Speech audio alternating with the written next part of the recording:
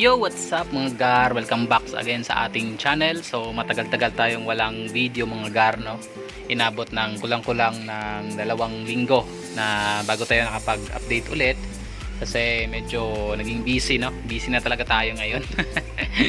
Ayun, kaya nga wala na tayong mga breeder ngayon mga gar, no? Tinigilan natin yung pagbi-breed kasi focus na tayo dito sa mga pinapalaki natin para hindi gaanong madami yung inaalagaan natin, no? Nagbabawas tayo ng mga kakaunti, no, para minimal or kayang-kaya lang natin i-maintain, no, yung mga may iwan. So yung video natin ngayon ay i-update natin itong ating isang stand na to, no, para hindi masyadong mahaba. Putol-putulin lang natin mga gar yung ating barracks update. Yo, dito no, wala na yung mga beta natin dito na 3 garapon, no? Tinanggalan natin yon kasi may mga namatay na rin, no, dahil tagal na rin kasi sila. And hindi natin kasi masyadong focus yung beta. So, yung iba namatay, no? Yung iba ay nilipat lang natin. So, dito, no? Ito, yung ating 4 dito na 1.5 gallons. Mga walang laman itong 3. Ito yung ating cal, no? Ng ating ABT, no? Ang gaganda, no? Kahit sabihin nating cal sila. Pero, ang gaganda niyan mga gar, no? Mga albino sila, then red tail.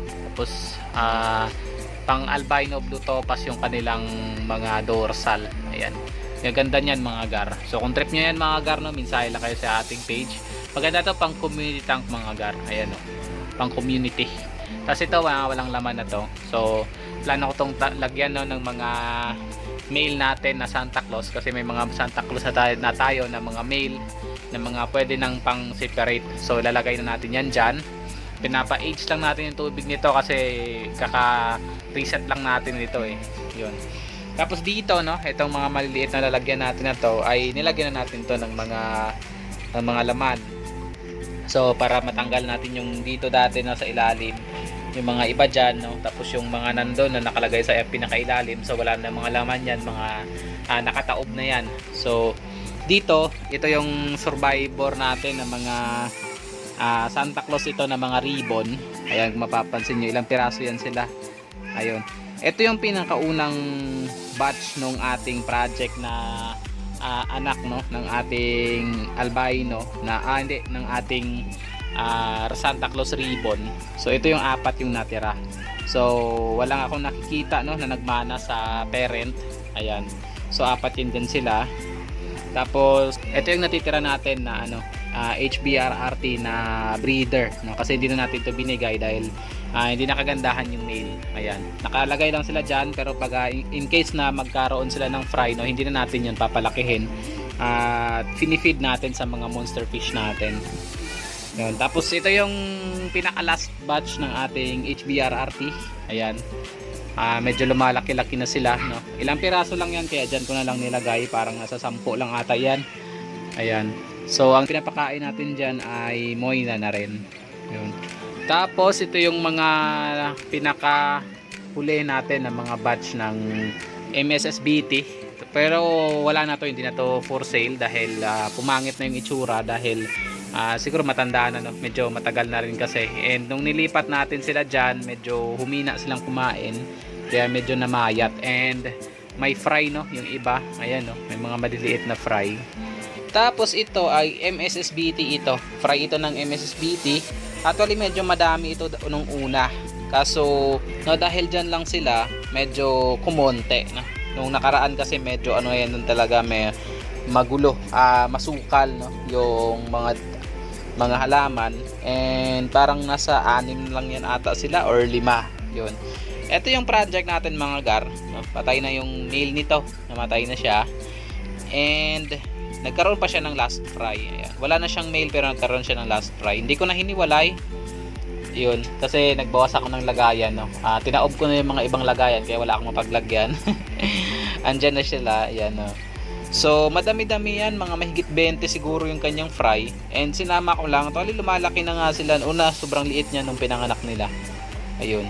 Tapos, no, ito yung natin, pinaka last batch, no, bago natin diniscard, no, yung mga natin ito fry ito ng ating tuxedo koi. Ayan, so hindi na rin kagandahan. Ayun, hindi ko alam bakit ko pa ito inaalagaan. Ayan, no, tuxedo koi yan sila. Ayan, may nakikita akong tatlong male no, na may cap yung ulo, pero wala akong nakikitang female na may cap yung ulo. Ayun.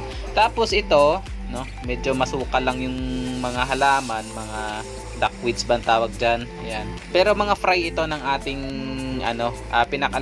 pinakalas no, na fry bago natin pinang-free no, yung parent nito. Ito yung feeder koi natin. Ayan no. Yan. Dami din nandyan nila. Plano ko tong ilipat no? Ilipat ko to siya para medyo malapad-lapad yung lagayan nila. Tapos meron tayong natitira no, na MSSBT doon sa sa mga binenta natin nakaraan. Meron tayong isang piraso.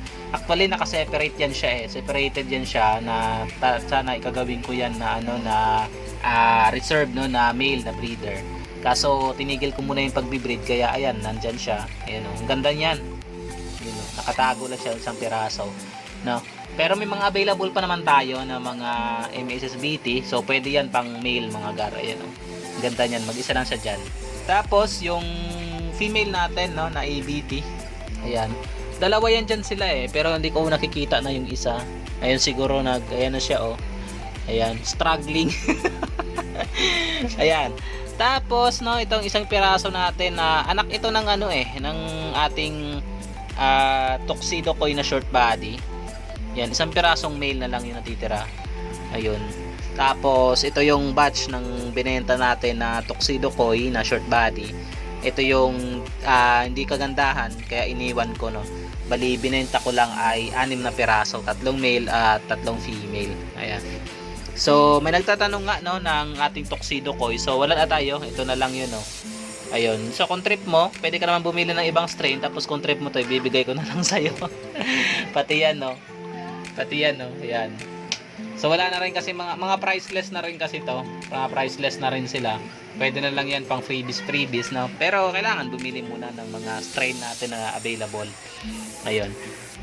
So yung available natin no, saglitin lang natin no. Banggitin na lang natin, hindi muna natin ipakita. So yung available natin ay meron tayong MSSBT, meron tayong HBRRT na Juby, pero almost goods na rin, and meron din tayong mga ABT na pure Juby talaga na ABT. Tapos meron din tayong P-Dirt no, na medyo may Juby pa naman sila pero hindi na ganun ka liit talaga no. Mga Juby din, pero pwede na sa breeding ngayon na mga P-Dirt. Ayun, tapos ito ay anak ito ng ating albino Waikisi, pero Waikisi lang talaga sila. Ayan o. So hindi na talaga nag-contact no yung nagpa-reserve. Na-reserve na to dapat pero hindi niya nakinuha. Ayan o. Hindi ko na nga pinaghiwalay kasi kukunin niya daw pero hindi niya nakinuha. Ayan. Waikisi lang sila. So ayan, 2 female, 2 male. Ito ay P-Dirt no. Ilang piraso lang din kasi nakasurvive nung yung P-Dirt natin na nabili sa QC no. Nakapag-anak yun ng isang batch ng fry, then pangalawang batch na ay ayan lang yung nakasurvive. So 3 piraso lang yan sila, tapos may 2 P-Dirt din na maliliit na fry. Ito walang laman. Tapos dito yung kung naalala nyo no, sa mga previous natin, sa pinaka-past natin na mga video, meron tayo ditong isang babae na ABT no, na kuba na siya dahil nung nanganak na sobrang dami. Nilagyan natin siya ng male din na ABT. Tapos kung mapapansin nyo no, nagkaroon pa siya ng fry, kalahin mo yan. Hindi ko pa nga nalilipat hindi ko pa siya nalilipat. Ayan. Pero yung male ay namatay na no? Namatay na yung male nung nakaraan, and ito na lang yung natira. Ayan, no? Tapos dito meron pa akong hindi nalilipat no, na mga ABT na na albino Waikisi. Ito albino Waikisi talaga yan. Yung parent natin nito ay ginawa nating free no, binigay na natin. Then ito yung kanyang mga fry. Ayan, malalaki na nga halos. Malaki na ng mga male. So kailangan yan i-separate. Ayun. So may mga lagayan pa naman ako, pero hindi ko lang kasi mabigyan ng panahon na mailipat ito kasi medyo busy talaga sa trabaho na. No, dahil syempre alam mo na may mga pagbabago talaga. Ayan. Lalo na peak season tayo ngayon no, nasa tayo, nasa bare months na medyo busy-busyhan tayo ngayon. Ayun. So kukuhanan ko pa to talaga ng tempo na maayos to sila. Ayan. Kasi may mga lagayan naman itong bakante. Tapos ito yung P-Dirt natin mga gar. Kaya mga P-Dirt natin na to. medyo green yung tubig, no. Kagandahan pala, no, lagyan pala sila talaga ng hair algae. Kasi kung compare mo dito yung ABT natin, mga ano ito, mga female, hindi ko na pa matignan kung may mga male pa tong natitira, pero mga almost female na yan dito. Malinaw yung tubig, super linaw kasi merong ayan, no, hair algae. Ito naman mag-green, no, kasi tinanggal ko yung mga hair algae nakaraan. Nag-green yung tubig. So parang lalagyan ko to ng hair algae para magkaganto ka. Pag ganto kasi kalinaw, no, parang wala ka nang lilinisin eh. Ayun. Ito walang laman, parang dito ko ililipat, no, yung pea dirt natin. Pea dirt koi na fry, dito ko ililipat. Tapos ito yung mga ABT natin. Konti na lang yan dito, mga female. So medyo mailap, nagtatago sila sa ilalim ng mga halaman. Ito ay ang ating project, no. Last batch ito ng hindi, maliban doon sa pinakita natin kayo na second to the last. Ito ay second to the last batch, no, ng ating project. Pero ang kinakalabasan kasi parang mga ano lang din sila eh. Mga Santa Claus. Ayun. Tapos ito yung anak ng ating albino Waikisi na mga Waikisi. Ayan. Madami sila, no, halo-halo kasi yan, iba-ibang batch. Ayan. Pinagandagi ko na lang kasi dyan kasi hindi naman sila ganun ka produce lang kasi sila, parang naging kal, pero kung tutusin, no, mga Waikisi na rin. Yun. So hanggang dito na lang muna yung video natin, mga gar, no. Maggagawa lang tayo ng panibagong video para sa pag-update ulit ng iba kasi medyo malapad-lapad ng ating marami-rami pala. Medyo marami-rami yung mga setup natin. No, yung kung i-update natin ng lahat, ano, medyo mahaba yung video. So hanggang dito na lang muna, mga gar. Hanggang sa muli, ito yung Kuya Tems nagsasabing to God be the glory.